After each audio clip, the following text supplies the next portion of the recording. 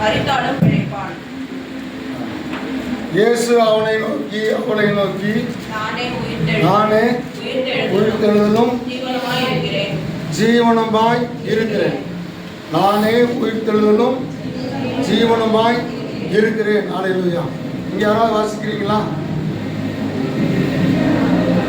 யோவான் 11:25.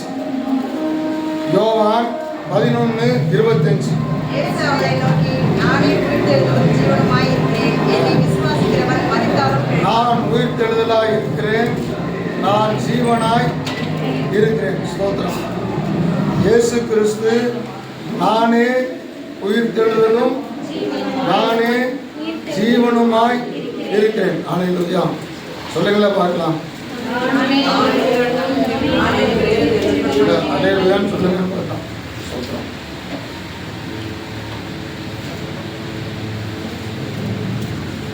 இன்றைக்கு உலகத்தில்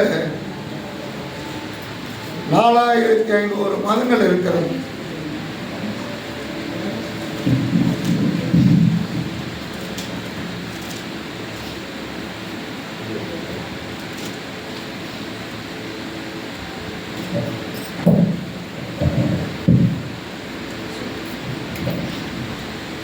உலகத்தில் 4500 மதங்கள் இருக்கிறது. இதில் 11 மதங்கள்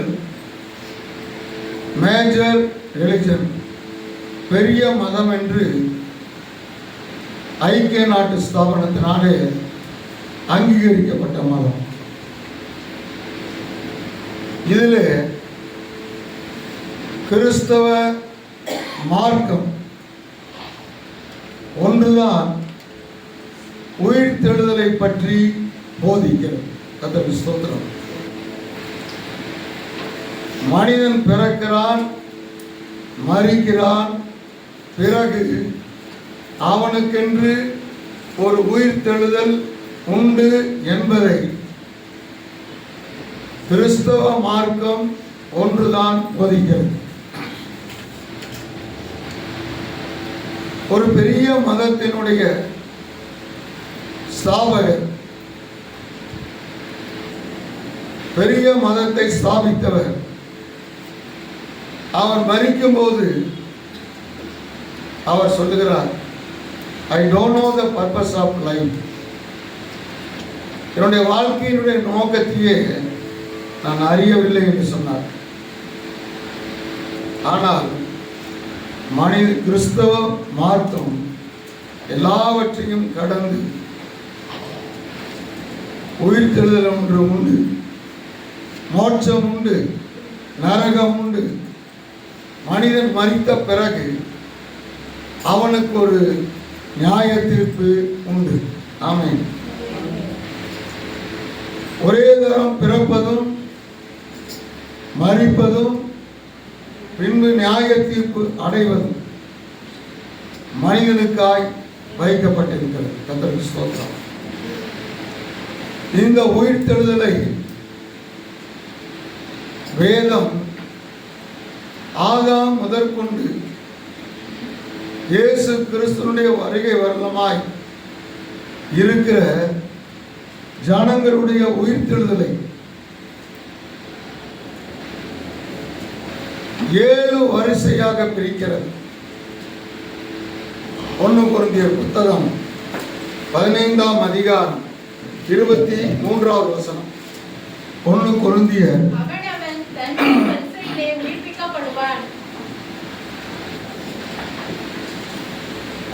அவன் தன் வரிசையிலே உயிர்ப்பிக்கப்படுவான். உயிர்த்தெழுதலுக்கு ஒரே ஒரு உயிர்த்தெழுதல் தான் உண்டு. ஒரே மரணம் உண்டு, ஒரே உயிர்த்தெழுதல் உண்டு. அந்த உயிர்த்தெழுதல்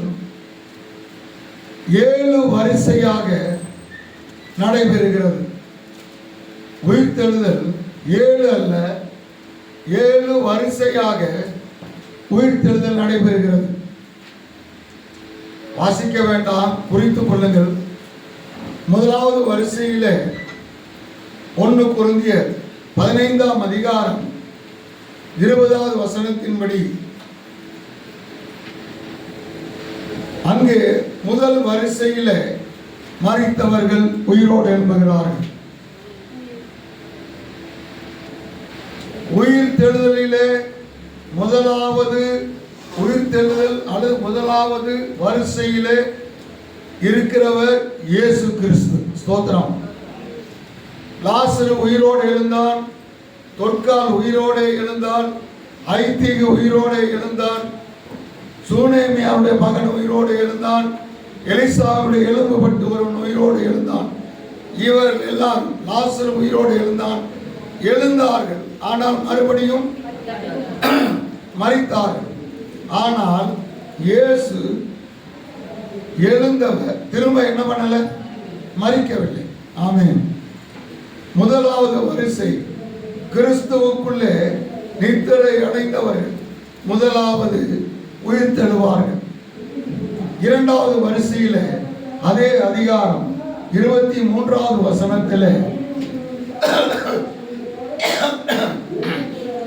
வாசிக்கிறீங்களா? அவருடையவர்கள் அவருக்கு சொந்தமானவர்கள். அவருடையவர்கள் என்பது அவருடைய சபை அல்லது மணவாட்டி அல்லது மணவாளனை உடைய மணவாட்டி இரண்டாவது வரிசையில் உயிரோடு எழுந்திருப்பார். கர்த்தருக்கு ஸ்தோத்திரம். இரண்டாவது வரிசை மணவாட்டி உயிரோடு கூட எழுந்திருக்கிறார். மூன்றாவது வரிசை இதை வாசிக்க வேண்டும். எபிரேயர் 11:25. எபிரேயர் 11:25 மேன்மையான ஒரு உயிர்த்தெழுதல். கிறிஸ்துவுக்காக பாடுபட்டவர்கள், மிகுந்த உபத்திரவத்திலிருந்து இவர்கள் வந்தவர்கள். இவர்கள் மூன்றாவது வரிசையில எழுந்திருப்பார்கள். நாலாவது வரிசையில வெளிப்படுத்தல் 11:11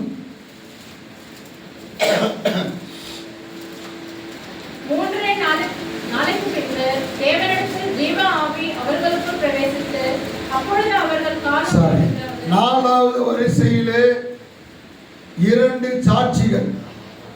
இதை பற்றி நாம் அதிகமாக இன்னும் பேசவே இல்லை. இருந்தாலும் இரண்டு சாட்சிகள் வருவார்கள். அந்த இரண்டு சாட்சிகள் எருசலேமின் வீதியிலே கொல்லப்படுவார்கள். அவர்கள் கொல்லப்பட்ட சரீரம் வீதியிலே கிடக்கும். அந்த சரீரத்தை உலகத்திலே இருக்கிற எல்லாரும் பார்ப்பார்கள். டிவி கண்டுபிடிப்பதற்கு முன்பதாக இது எப்படி பார்க்க முடியும் என்று சொல்லப்பட்டது. ஆனால் இப்பொழுது டிவி வந்த பாடு எல்லா இடத்திலும் இருக்கிறது. என்ன பண்றாங்க? பார்க்கிறாங்க. இந்த இரண்டு சாட்சிகள், ஒரு சாராருடைய கருத்து மோசேயும் ஏனோக், ஒரு சாரார் எலியாவும் மோசேயும். இந்த மூணு பேரை வைத்து கிறிஸ்தவ உலகம் குழப்பிட்டு இருக்கிறாங்க. எப்படி இருக்கட்டும், எப்படியும் இந்த இரண்டு சாட்சிகள் வருவார்கள். அந்த சாட்சிகள் வர நேரத்தில் நாம் எடுத்துக்கொள்ளப்படுவோம்.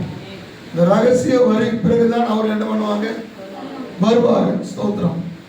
எப்படியாகட்டும், அந்த இரண்டு சாட்சிகளை பற்றி ஏதாவது ஒரு வேத பாடத்தில் நாம் படிக்கலாம். இதுல என்னவென்றால், இந்த ரெண்டு சாட்சிகள் அடிப்படையில் ஒரு உபதேசமான கருத்தை சொல்கிறேன்.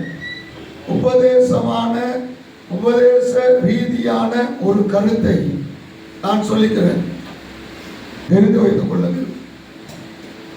விவாகம் ஆகக்கூடாது என்று ஒரு சாரார் சொல்லுகிறாங்க. ஊழியக்காரங்க என்ன பண்ணக்கூடாது? விவாகம் பண்ணக்கூடாது. சரி, மனசாட்சியின் காலத்தில் ஒருவன் எடுக்கப்பட்டான். யார் அவன்? ஏனோக். நியாயப்பிரமாண காலத்திலே ஒருவன் எடுக்கப்பட்டான். யாரு? எலியா. கிருபையின் காலத்திலே ஒருவர் எடுக்கப்பட்டார். யாரு? இயேசு. இவர்கள் இருப்பார். இப்பொழுது இயேசு தாபோர் மலையிலே மறுரூபம் ஆகும்போது அவரோடு கூட மோசேயும் எலியாவும் பேசிக் கொண்டிருந்தாங்க. மோசே விவாகமானவன், எலியா விவாகம் ஆகாதவன். இரண்டு பேரும் அந்த மறுரூப காட்சியில சமமாகத்தான் இருந்தாங்க. விவாகமானவன் ஆகாதவன் என்பதற்கு ஒரு இடமும் ஆகாத ஆனவன் என்பதற்கு ஒரு இடமும் அங்கே இல்லை. பாருங்க, விவாகம் யாவருக்குள்ளும் கனம் உண்டது. அப்ப கர்த்தர் விவாகமானவனையும் ஆகாதவனையும் அந்த இடத்துல என்ன இப்படித்தான் வச்சிருந்தாரு.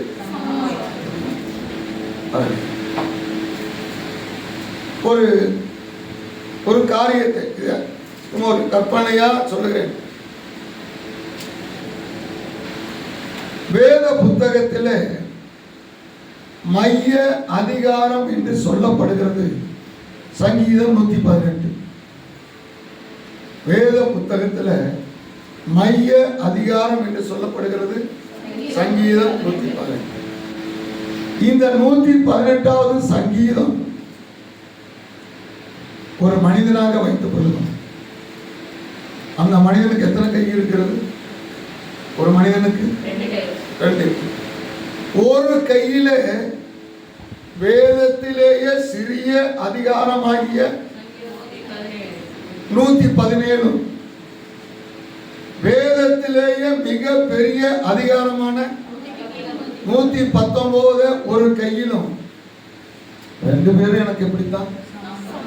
2 பேரும் எனக்கு சமந்தான்.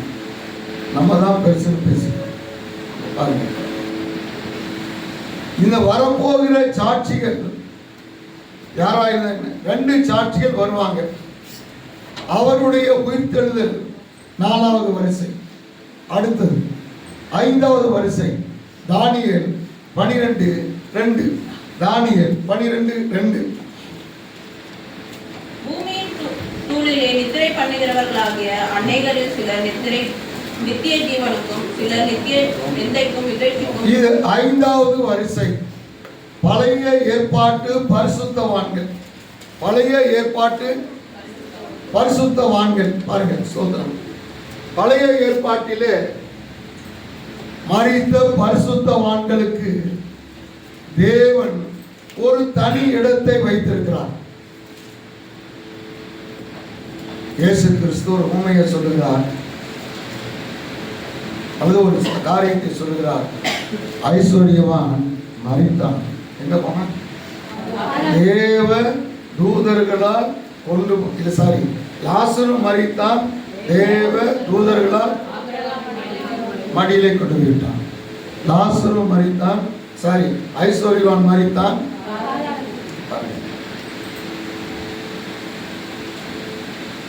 பழைய ஏற்பாட்டு பரிசுத்தவான்கள் அவர்களுக்கென்று பூமியின் தாழ்விடத்திலே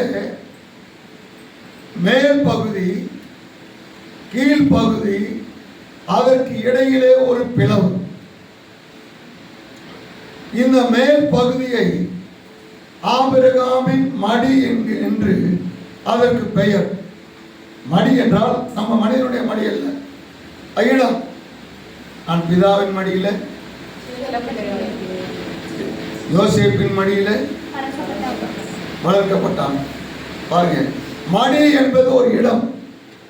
அந்த இடத்திலே இவர்கள் கொண்டு போய் விடப்பட்டார்கள். பாதாளம், அதுக்கு தமிழிலே பாதாளம் என்கிற வார்த்தை சற்று தவறுதலான ஒரு வார்த்தை. சியோல், கரெக்டுங்களா? என்னது? சியோல், சியோன் அல்ல, சியோல், அதுதான் சரியான வார்த்தை. இதற்கு பெயர் பரதீசு. பரதீசு என்றால் தோட்டம். புதிய ஏற்பாடு எபிரேய மொழியிலே எழுதப்பட்டது. சரி, எல்லாமே தவிர மாத்திர சரி, புதிய ஏற்பாடு கிரேக்க மொழியிலே எழுதப்பட்டது. அந்த காரியத்தை அடிப்படையாக அவர் வைத்து எழுதுகிற வார்த்தையை பயன்படுத்துகிறார்கள். கிரேக்க அரசர் தன்னுடைய மாளிகையிலே முன்னாலே தோட்டத்தை போட்டிருப்பாங்க, பின்னால மரஞ்செடி காய்கறி செடி போட்டிருப்பாங்க. ராஜாவை பார்க்க போகிறவர்கள் அந்த தோட்டத்திலே காத்திருக்க வேண்டும். அப்பொழுது ராஜா என்ன செய்வார்? அவரை அழைத்து வார்கள் என்று சொல்லுகிற பொழுது நம்முடைய ஹோட்டலில் போனீங்கன்னா அமீனா இருப்பாரு. அவர் கூப்பிடுவார், சசி ஒரு தரம், சசி 2 தரம் அப்படிங்கிறவர் என்ன செய்யணும்? வருகிறேன் ஐயா பாருங்க. அதுபோல இந்த ராஜாவுடைய ஆட்கள் வெளியிலே வந்து கூப்பிடுவாங்க. அப்பொழுது அந்த ராஜாவை பார்க்க வேண்டும் என்று காத்திருக்கிறவர்கள் ராஜாவை சந்திக்க போவார்கள். இதுதான் கர்த்தருடைய சத்தம், தூதனுடைய சத்தம் எக்கால கேட்கும். அப்பொழுது இந்த பரதீசிலே இளைப்பாறுகிறவர்கள் எழுந்து ராஜாவை சந்திக்க போவாங்க. சொந்தம். இதுல 5வது வரிசை 6 வெளிப்படுத்தல் 20:4 வெளிப்படுத்தல். சிங்காசனங்களை கண்டேன், அவைகளின் மேல் உட்கார்ந்தார்கள், நியாயத்திற்கு கொடுக்கும்படி அவர்களுக்கு அதிகாரம் அளிக்கப்பட்டது. இயேசுவை பற்றிய சாட்சி நிமித்தம், தேவனுடைய வசனத்தின் நிமித்தமும், சிரதேசம் பண்ணப்பட்டவர்களுடைய ஆத்துமாக்களையும், மிருகத்தையாவது அது சொர்க்கத்தையாவது வணங்காமலும், தங்கள் நெற்றியிலும் தங்கள் கையிலும் அதை முத்திரையை தரித்துக் கொள்ளாமலும் இருந்தவர்களையும் கண்டேன். அவர்கள் உயிர்த்து சரி, மரித்தோர் சிறியோர் எல்லாருமே ஆதாம் முதற்கொண்டு அந்த தேதி வரையிலும் எல்லாருமே என்ன பண்ணுவாங்க? உயிர் தெழுவாங்க. இது கடைசி நியாயத்தீர்ப்பு. 7 வரிசையாக எழுந்திருப்பார்கள். முதல் வரிசையில கிறிஸ்து உயிர் தெழுந்து போனார். 2வது வரிசையில அவருடைய மணவாட்டி சபை என்ன பண்ணுமா? எழுந்து போகும். இயேசு கிறிஸ்துவுக்கு பிதா 4 சேர் கொடுத்தார். எத்தனை சேர்? முதலாவது சேர் கிருபாசனம், கிருபை கூட்டல் ஆசனம், கிருபை கூட்டல் ஆசனம், கிருபையினாலே ஆன நாற்காலி நாசனம். சாரி, இப்பொழுது கிருபையின் காலம். இயேசு அந்த கிருபையின் ஆசனத்தில் என்ன பண்ணியிருக்காரு? உட்கார்ந்து இருக்கிறார். கிருபையின் காலம் ஆகியனால்தான் நமக்கு என்ன கிடைக்கிறது இல்லை? தண்டனை கிடைக்கிறது இல்லை. ரகசிய வருகையிலே சபை எடுக்கப்படுகிற பொழுது இந்த கிருபாசனமும் எடுக்கப்படும். எடுக்கப்பட்ட பிறகு மத்திய வானத்திலே 7 வருடம் சபை இருக்கும். கல்யாணம் இருந்து யூதனுடைய கல்யாணம் 7 நாள் நடக்கும். யார் கல்யாணம் நடந்தது? யாக்கோபு கல்யாணம் நடந்தது. அவருடைய முறைமையின்படி 7 வருடம் என்கிறது. அங்கே 7 வருடம் கல்யாணம் நடக்கும். அப்பொழுது இயேசு கிறிஸ்துவின் நியாயாசனம், ஜட்ஜ்மெண்ட் சீட் ஆஃப் கிரைஸ்ட், அந்த சிங்காசனத்திலே உட்கார்ந்திருப்பார். எதற்கு என்றால் பரிசு கொடுக்க. அவன் தன் கூலிய பெறுவான். நமக்கு கூலி கொடுக்கப்படும், பரிசு கொடுக்கப்படும். அதை நான் சொல்லியிருக்கிறேன். கத்தோலிக்க வேதத்தில் அதை பீமா என்று சொல்கிறார். பீமா என்கிறது கிரேக்க எபிரேய வார்த்தை. சரி, கிரேக்க வார்த்தை. ஒலிம்பிக் விளையாட்டு பந்தயத்தில் பரிசு கொடுக்க அந்த ராஜா உட்காருகிற சேருக்கு பேரு பீமா. இயேசு கிறிஸ்து அந்த இரண்டாவது சேர்ல உட்காருகிற பொழுது இன்றைக்கு பூமியில நாம் எப்படி ஜீவித்தோம், என்ன செய்தோம், எல்லாவற்றுக்கும் என்ன கிடைக்குவாங்க? பிரதிபலன். நாம் செய்கிற ஒவ்வொரு காரியத்துக்கும் அன்றைக்கு பிரதிபலன் நமக்கு நிச்சயமாய் உண்டு. ஆமென். ஒருவேளை இன்றைக்கு இல்லாமல் போகலாம், ஒரு நாள் வரும், அப்பொழுது ராஜா அந்த நாளாகம புஸ்தகத்தை என்ன சொல்லுவார்? வாசிக்க சொல்லுவார். இதற்காக இவனுக்கு ஏதாயினும் செய்யப்பட்டதா? அன்றைக்கு அந்த காரியத்தை செய்வார். இந்த பூமியில மனுஷர் பேசும் ஒவ்வொரு வார்த்தைக்கும் பிரதிபலன் அங்கே, ஒவ்வொரு செய்கைக்கும் பிரதிபலன் அங்கே கிடைக்கும். அல்லேலூயா. அதுதான் இரண்டாவது சேர். தேவன் அந்த சேர்ல உட்காரத்தான், அவரோடு உட்காரத்தான் இன்றைக்கு நாம் ஆயத்தமாய் கொண்டிருக்கிறோம். ஆக 7 வரிசையிலே உயிர்த்தெழுதல் என்பது உண்டு. இப்பொழுது வசனத்தை வாசிங்க. மத்தேயு 28:9. மத்தேயு 28. அவருடைய டீச்சர்களுக்கு அறிவிக்க போகிற போது இயேசு தாமே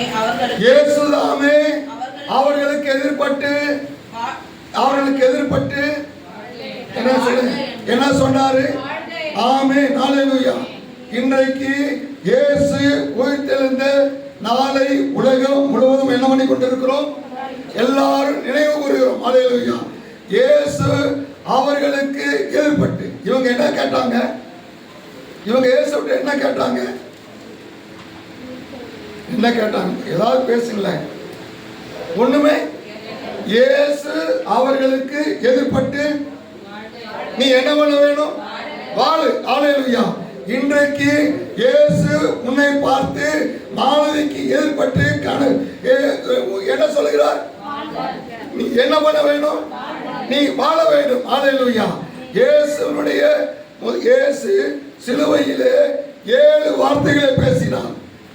இயேசு உயிர் தெழுந்த பிறகு 7 கேள்விகளை கேட்டார். இயேசு உயிர் தெழுந்த பிற்பாடு 4 வார்த்தைகளை பேசினார். இயேசு உயிர் தெழுந்த பிறகு அவர் பேசின முதலாவது வார்த்தை, நீ வாழ வேண்டும். தலையாட்டலாமா? கைவங்கி ஆமென் சொல்லுகிறேன். எதுக்கு சொல்றேன்னா, என்னை உசுப்படுத்துறதுக்காக இல்ல, நீ இந்த வார்த்தையை ஏற்றுக்கொள்ளுகிறாய். அல்லேலூயா. ஏற்றுக்கொள்வதற்கு அடையாளமாய் ஆண்டவருக்கு என்ன சொல்றேன்? ஆமென், நன்றி சொல்லுகிறாய். அல்லேலூயா. பாருங்க, நீ வாசித்தால் வசனம், வாசித்தால் வசனம், நீ விசுவாசித்தால் வாக்குத்தத்தம். அல்லேலூயா. இயேசு உயிர் தெழுந்த பிறகு அவருடைய வாயிலே இருந்து வந்த முதலாவது வார்த்தை என்ன வார்த்தை? அப்ப இயேசு உன்னை குறித்து விரும்புகிற காரியம், நீ என்ன வேணும்? கற்பனா என்ன பண்ண வேண்டும்? நீ வாழ வேண்டும். தன்னுடைய பிள்ளைகள் வாழா வெட்டியா என்ன பண்ணக்கூடாது? என்ன பண்ணக்கூடாது? போகக்கூடாது. ஆமென். பாருங்க, ஊழியத்தை ஆரம்பிக்கிற நேரத்தில் கணேசன் கடல் அருகே போகிறார். அங்கே 2 பேர் மீன் பிடிக்கிறாங்க. இயேசு என்ன பண்ணினாரு? இயேசு என்ன பண்ணினாரு? இயேசு நின்றார். எல்லாரும் சொல்லுங்களா பார்க்கலாம். இயேசு இயேசு. பாருங்க, கிராமங்கள் தோறும் பட்டணங்கள் தோறும் நடந்து சுற்றி திரிந்த இயேசு நின்றார் என்று வேதத்திலே 3 இடத்துல தான் வருகிறது. அதுல முதல் இடம் இந்த இடம். எந்த இடம்? கெனசரேத் கடல் அருகே நிற்கிறார். எதற்கு? 2 பேரு வெடிய வெடிய மீன் பிடிச்சு அவனுக்கு என்ன கிடைக்கல? இன்னைக்கு இந்த வாழ்க்கை, இன்றைக்குரிய வாழ்க்கையில இவன்கள் வாழ வெட்டி, இவனை எப்படியாவது என்ன பண்ண வேணும்? பாருங்க, இவங்க இயேசுவை கூப்பிட்டாங்களா? இல்ல. இயேசு போற வழியில பார்க்கிறார். இவனை பார்த்த ஒருபாடு இவனை தாண்டி இயேசு போக முடியாது. அப்ப இயேசு கல்பனா உங்க வீட்டுக்கு வழியா வந்தா அங்க என்ன பண்ணுவாரு? என்ன பண்ணுவாரு? உங்களுக்கு ஒரு ஆசீர்வாதத்தை கொடுக்காமல் இயேசு உங்களை விட்டு தாண்டி என்ன பண்ண மாட்டாரு. என்ன சொன்னாரு? நீங்க என்ன பண்ணுங்க? வாழுங்க. நம்ம சொல்றோம் செத்தா செத்தா பரவாயில்ல, ஆனா ஆண்டவர் என்ன சொல்றாரு? நீ வாழ வேண்டும். ஹல்லேலூயா, ஸ்தோத்திரம். இதற்காகத்தான் இயேசு நீ வாழ அவர் மரித்தார். ஆமென். நீ மன்னிக்கப்பட அவர் தண்டிக்கப்பட்டார். ஆமென். ஹல்லேலூயா. இதற்காகத்தான் இயேசு 3 நாள் பாதாளத்திலே போய் பிசாசின் வல்லமைகளோடு போராடினார். ஆமென். நான் உலகத்தை ஜெயித்தேன். நீங்களே என்ன பண்ணுவீங்க? நான் ஜெயிப்போம். ஹல்லேலூயா. பாருங்க, வாசிக்கிறீங்களா? கொலோசையர் புத்தகம் 1ஆம் அதிகாரம் 13ஆம் வசனம்.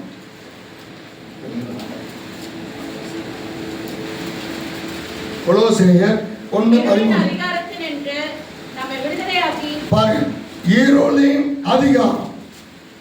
இயேசு கிறிஸ்து பாதாளத்துல 3 நாட்கள் இருந்து உயிரோடு கூட என்ன பண்ணினார்?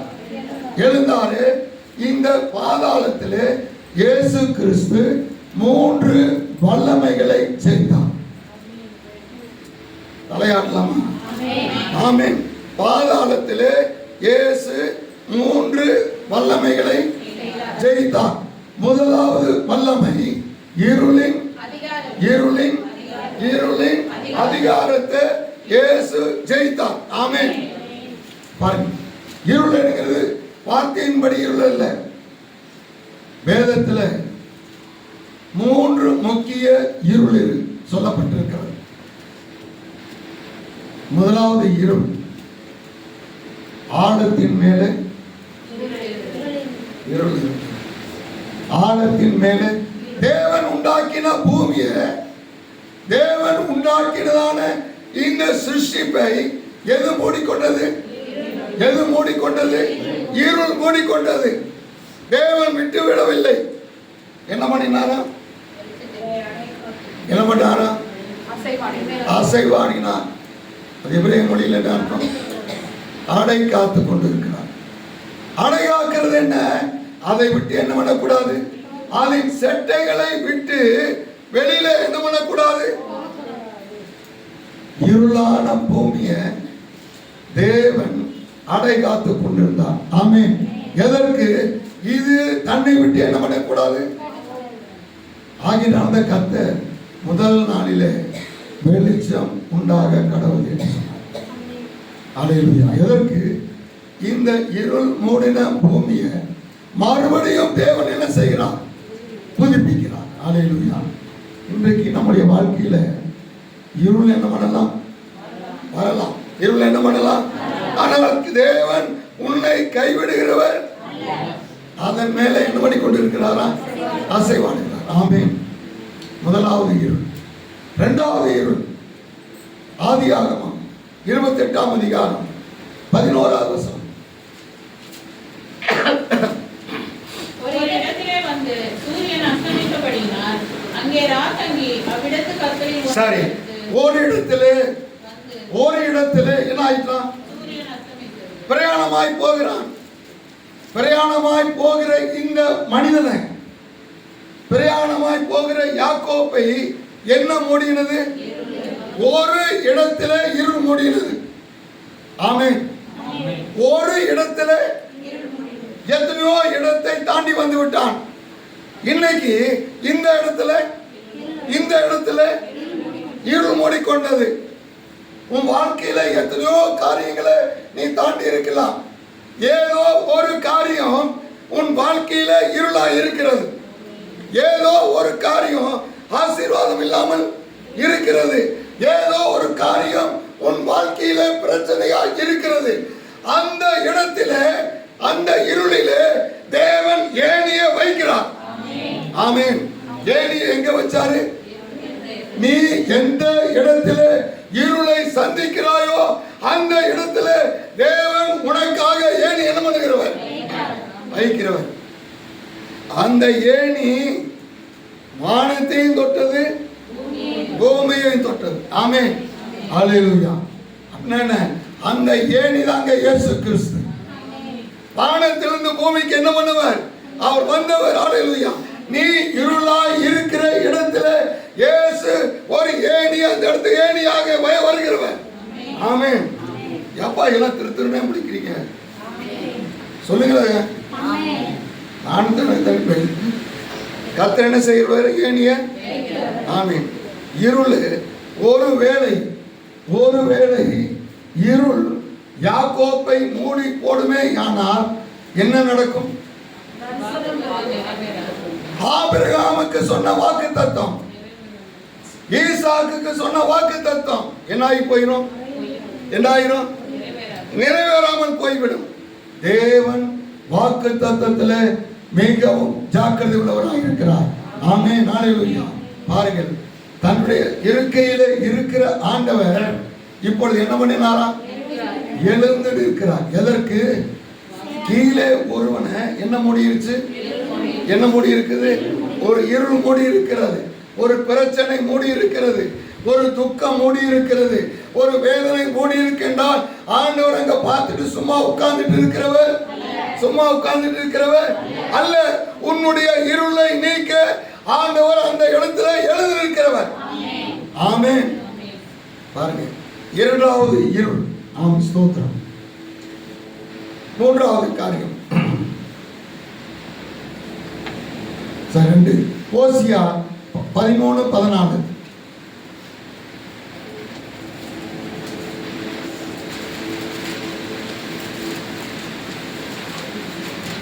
ஓசியா 13:14. அவர்களை நான் பாதாளத்தின் வல்லமைக்கு நீங்களாக்கி மீட்பேன். சரி, இரண்டாவது இயேசு ஜெயித்தது பாதாளம். என்னது? பாதாளத்தின் வல்லமைக்கு மேற்கொண்டு நீங்களாக்கி மீட்டேன். மத்தேயு 16:18.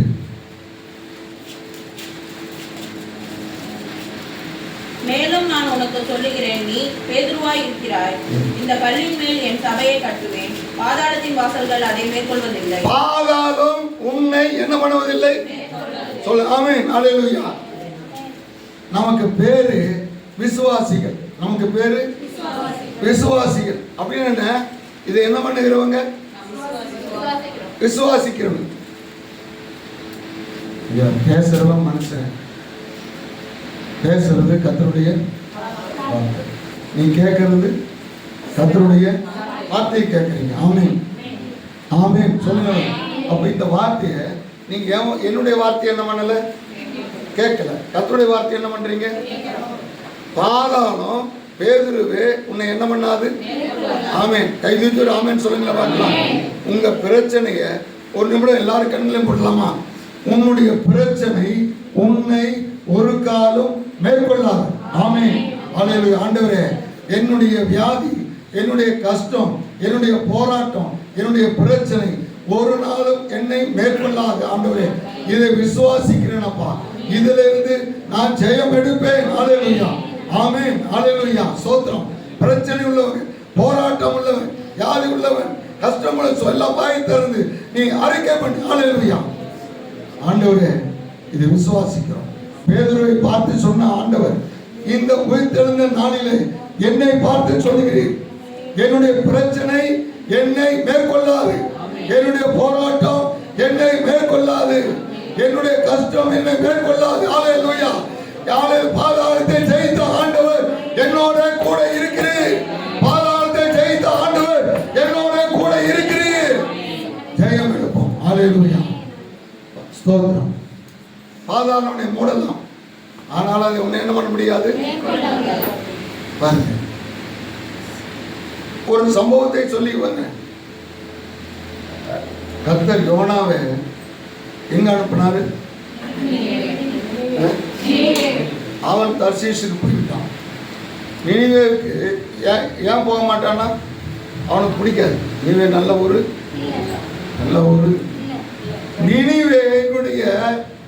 நினிவே அசீரியர்களுடைய தலைநகரம். அசீரியர்கள் இஸ்ரவேல் தேசத்திற்கு வந்து 10 கோத்திரத்தில் இருந்து வாலிபர்களை, நல்லவங்க, திறசாலிகளை எல்லாரையும் கைது பண்ணி தன்னுடைய நாட்டுக்கு பாபிலோனியர்கள், கல்தேயர்கள் படையெடுத்து வந்து 2 கோத்திரத்தில் இருந்த வாலிபர்கள் படித்தவன் எல்லாத்தையும் என்ன பண்ணிட்டு போயிட்டான்? அசீரியாவுக்கு போனவன் அங்கேயே இருந்துட்டான்.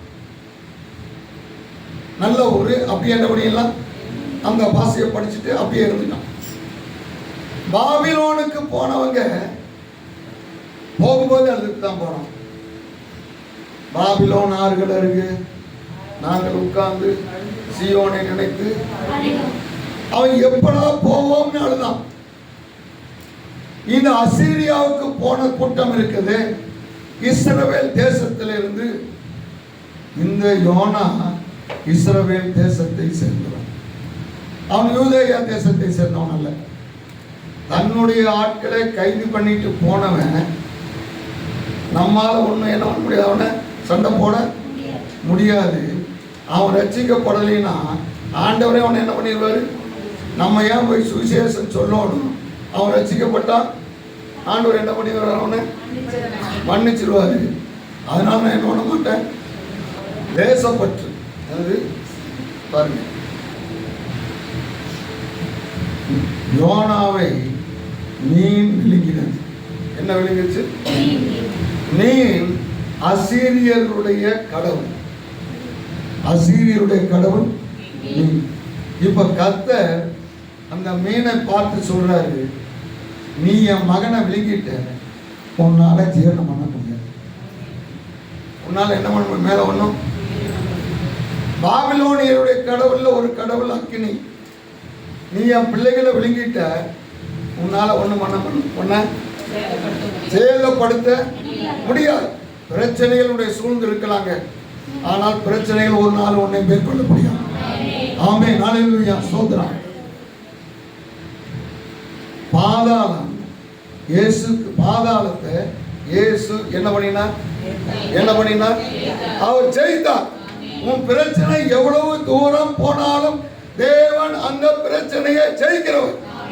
ஹல்லேலூயா. வியாதியா இருக்கும் பொழுது ஆண்டவரே வாரும் என்று என்ன பண்ணாங்க? அழைச்சாங்க. இயேசு என்ன பண்ணல? வரல. இப்பொழுது மரித்து அடக்கம் பண்ணப்பட்டாயிற்று. பாருங்க, யோவான் சுவிசேஷம் 11ஆம் அதிகாரம்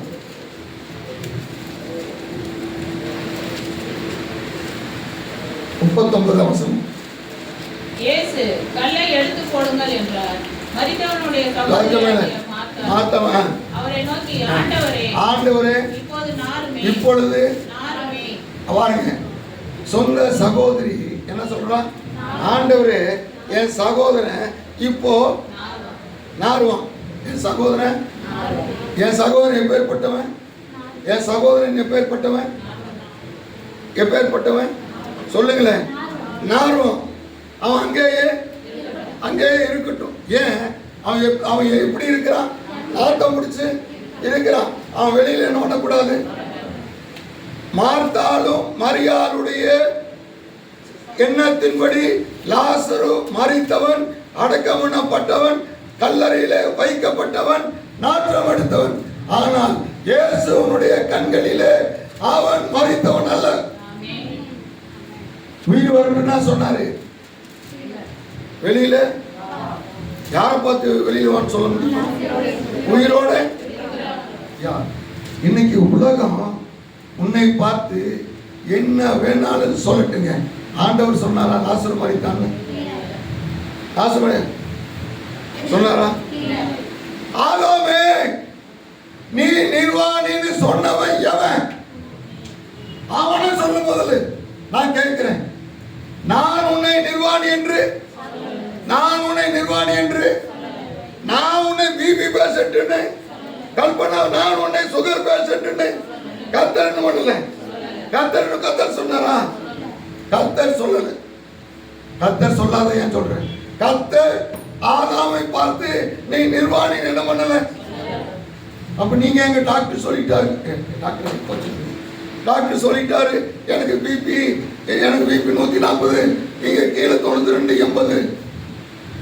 ஏதா இருந்தாலும் சரிங்க, என் கர்த்தர் எனக்கு என்னோடு கூட, அவரு எனக்கு பிபி இருக்குன்னு என்ன பண்ணல, சொல்லல. அது வரையும் நான் நல்லா இருக்கிறேன். ஆமென். சொல்லுங்களா பார்க்கலாம். கர்த்தர் நல்லவர்னு அல்லது கர்த்தர் பெரியவர்னு நீ கர்த்தர்கிட்டயே சொல்லாத, கர்த்தர்கிட்டயே சொல்லாதீங்க. உன் பிரச்சனையை பார்த்து சொல்லு. நான் ஆராதிக்கிற கர்த்தர் பெரியவர், நான் ஆராதிக்கிற கர்த்தர் வல்லமை உள்ளவர். நீ எதை பார்த்து சொல்லு? கல்பனா காலையில காலை பார்த்து சுகரை பார்த்து நான் ஆராதிக்கிற கர்த்தர் பெரியவர் சொல்லுங்க. ஹல்லேலூயா. இதுதான் விசுவாசம். ஆமென். ஹல்லேலூயா. இன்னைக்கு அதையும் இது என்ன பண்ண வேண்டாம். இதுதாங்க பாதாளத்தை இயேசு என்ன பண்ணினார்? இயேசு என்ன பண்ணினார்? அவர் ஜெயித்தார். அப்ப உன்னுடைய பாதாளம் என்கிற பிரச்சனையை இயேசு என்ன பண்ணினவர்? முதல் காரியம் அவர் இருளை ஜெயித்தார். எதை ஜெயித்தாரு? யாக்கோபே உன் மேல இருக்கிற தரிசனம், யாக்கோபே உன்னை குறித்த தீர்க்க தரிசனம், உன் மேல இருக்கிற என்னுடைய சித்தம் பிசாசு மூடலாம். பிசாசு என்ன பண்ணலாம்? பிரச்சனையினாலே மூடலாம், போராட்டத்தினாலே மூடலாம். ஆனா கர்த்தருக்கு ஒரு ஏணியை வைக்கிறது. அவர் உனக்கு சொன்ன வாக்கு தத்தம் நிறைவேறிய தீரும். எல்லாம் சொல்லுங்களா பார்க்கலாம். ஆமென். நாட்கள் ஆகலாம். கர்த்தர் சொன்ன வாக்கு தத்தம் ஒரு நாள் கர்த்தர் இதெல்லாம் செய்ய மாட்டான்னு நினைக்க சொல்ல வேண்டாம். 100 வயசானாலும் ஆபிரகாமுக்கு ஒரு பிள்ளை பிறக்கும். அவனே வேண்டாம் நானும் கூட சகரியாவே உனக்கு ஒரு பையன் பிறப்பானப்பா. ஆனா நான் ஜபத்தையெல்லாம் முடிச்சுட்டேன். ஆனாலும் கர்த்தர் இல்லப்பா, அந்த ஜபத்துக்கு இப்பதான் பதில் கர்த்தர் கொடுப்பார். ஹல்லேலூயா. எத்தனை வயசானாலும் ரூத்துக்கு ஒரு உபவாச கர்த்தர் கொடுத்தே தீர்வார். ஹல்லேலூயா. பாருங்க, நீதிமானின் சந்ததி அப்பத்துக்கு சுகத்துக்கு என்ன பண்ணிட்டு அங்க போனா சுகம் கிடைக்கும், இங்க போனா சுகம் கிடைக்கும், கங்கராம்பாளையம் போனா வைத்தியம் கிடைக்கும், அபிஷேகம் பார்க்கணும். நீ எந்த பக்கமும் போக வேண்டாம், கர்த்தர் உன்னோடு கூட. ஆமென். ஹல்லேலூயா. இருளை ஜெயித்தவர். உன்னுடைய தரிசனம் நிறைவேறாமல் கர்த்தர் ஒரு நாளும் உன்னை விடமாட்டாருங்க. அழைத்தவர் உண்மையிலவர், அந்த நோக்கத்தோடு அழைத்திருக்கிறார். ஞானிகளுக்கும் கல்விமான்களுக்கும் மறைத்து கர்த்தர் உன்னை அழைத்து கொண்டு வந்திருக்கிறாரே, அந்த தெய்வீக சித்தம் நிச்சயமாய் நிறைவேறும். ஒருவேளை இருள் உன்னை மூடினாலும் கர்த்தர் அந்த இருளிலே உன்னோடு கூட இருக்கிறார். ஆமென். இரண்டாவது காரியம், கர்த்தர் பாதாளத்தை என்ன பண்ணினவர்? ஜெயித்தவர். ஹல்லேலூயா. பாதாளத்தின் அதிகாரத்தை கர்த்தர் ஜெயித்திருக்கிறார். ஹல்லேலூயா. உலகம் எங்க கொண்டு வைக்கட்டும், ஆனா கர்த்தர் இருந்து ஒரு நாள்ல விடுதலை. லாசரு ஒரு 10 வருஷம் கழிச்சு அந்த வீதி வழியா போகும்போது என்ன சொல்லுவான்? இதுலதான் 4 நாள் இருந்தேன், படுத்திருந்தேன். இங்கதான் 4 நாள் படுத்திருந்தேன். பாருங்க, இன்னைக்கு வெளியில நடக்கிறேன். கர்த்தர் நீ படுத்த இடத்தை கர்த்தர் என்ன பண்ணுகிறவர்? அவர் மாற்றுகிறவர். ஆமென். ஹல்லேலூயா. பாருங்க, 38 வருஷமா படுத்தோன்னே படுக்கை விட்டுட்டு போயிடாங்க. என்ன பண்ணிட்டு போ. அப்பதான் எல்லாரும் என்ன பண்ணுவாங்க? பாருங்க, வெளியிலே கொண்டு வந்தார் அவனை. இன்னைக்கு நாம் உன்னுடைய பிரச்சனையிலிருந்து கர்த்தர் உன்னை வெளியில என்ன பண்ணுவாரு? கொண்டு வருவார். ஆமென். சொல்றோம். மூன்றாவது காரியம், மரணத்தை ஜெயித்தார். ஆதியாகமம் 2ஆம் அதிகாரம் 24. ஆதியாகமம் 2:24. இது நிமித்தம் புருஷன் தன் தகப்பனையும் தன் தாயையும் விட்டு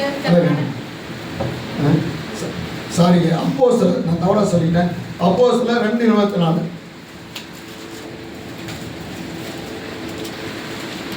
தேவன் அவருடைய மரண உபாதைகளின் கட்டை அவிழ்த்து அவரை எழுப்பினார். பாருங்க, தேவன் மரண உபாதியின் கட்டை என்ன பண்ணிட்டாரா? மூன்றாவது காரியம், இயேசு மரணத்தை என்ன பண்ணினார்? ஜெயித்தார். ஆவியும் ஆத்மாவும் சரீரத்தை விட்டு போகிறது. இது சரீர பிரகாரமான மரணம். மரணம் என்றால் செப்பரேஷன். மரணம் என்றால் செப்பரேஷன். என்ன செப்பரேஷன்? ஆவியும் ஆத்துமாவும் சரீரத்தை விட்டு போகிறது சரீர பிரகாரமான மரணம். ஆவியும் ஆத்துமாவும் தேவனை விட்டு போகிறது ஆவிக்குரிய மரணம். இதை புசிக்கும் நாளிலே சாகவே ஆதாம் செத்தானா? இல்லை. தேவனுடைய சமூகத்தை விட்டு போனான். தேவ மகிமையை இழந்து போனான். அப்ப கிறிஸ்து மூன்றாவது காரியம், மரணத்தை என்ன பண்ணினவர்? அவர் ஜெயித்தார். மரணத்தை அவர் ஜெயித்தார். அல்லேலூயா. எபேசியர் 2ஆம் அதிகாரம் 13ஆம் வசனம். முன்னே தூரமாய் இருந்த நீங்கள் முன்னே தூரமாய் இருந்த நீங்கள். சரி, அதுல 1ஆவது வசனம். அக்கிரமங்களினாலும் பாவங்களினாலும் மரித்தவர்களாய் இருந்த உங்களை. எல்லாரும் சொல்லலாமா? அக்கிரமங்களினாலும் பாவங்களினாலும் மரித்து இருந்த என்னை. அப்போ நான் இயேசுவை ஏற்றுக்கொள்ளுவதற்கு முன்பதாய் எப்படி இருந்தேன்? நான் செத்து போயிருந்தேன். எதுல? அக்கிரமத்தில பாவத்திலே மரித்தவன். ஆனால் தூரமாய் இருந்த என்னை இயேசு கிறிஸ்து தன்னுடைய ஜீவனை சிலுவையிலே கொடுத்தபடியால் இன்றைக்கு நான் உயிரோடு இருக்கிறேன். ஆமென். அப்படின்னா என்ன? அக்கிரமத்திலிருந்து உயிர் பெற்றேன், ஜெயம் எடுத்தேன். பாவத்திலிருந்து என்ன பண்ணினேன்? ஹல்லேலூயா. இயேசு கிறிஸ்து 3 வல்லமைய பாதாளத்திலே போய் ஜெயம் எடுத்தார். முதல் வல்லமை இருளின் அதிகாரம். உன் தரிசனத்துக்கு விரோதமான காரியத்தை கர்த்தர் ஜெயம் எடுத்தார். ஆமென். இரண்டாவது காரியம், பாதாளத்தை இயேசு என்ன பண்ணினார்? உன்னுடைய சரீரத்துல, உன்னுடைய குடும்ப வாழ்க்கையில வருகிற பிரச்சனைகளில் இருந்து தேவன் உனக்கு என்ன கொடுக்க? ஜெயத்தை கொடுத்தார். ஆமென். மூன்றாவது காரியம், மரணம், பாவத்திலிருந்தும் சாபத்திலிருந்தும் விடுதலையை கொடுக்கும்படியாய் அங்கே மரணத்தை ஜெயம் எடுத்தார். ஆமென். 3 வல்லமைகளை பாதாளத்தில் இருந்து இயேசு ஜெயம் எடுத்து மேலே வந்தார். எதற்காக ஜெயம் எடுத்தார்? நாம் ஜெயம் எடுக்கும்படியாய். ஆமென். அல்லேலூயா. இன்றைக்கு இந்த ஜெயத்தோடு கடந்து போவோம். எல்லாரும் ஜெயிப்போம்.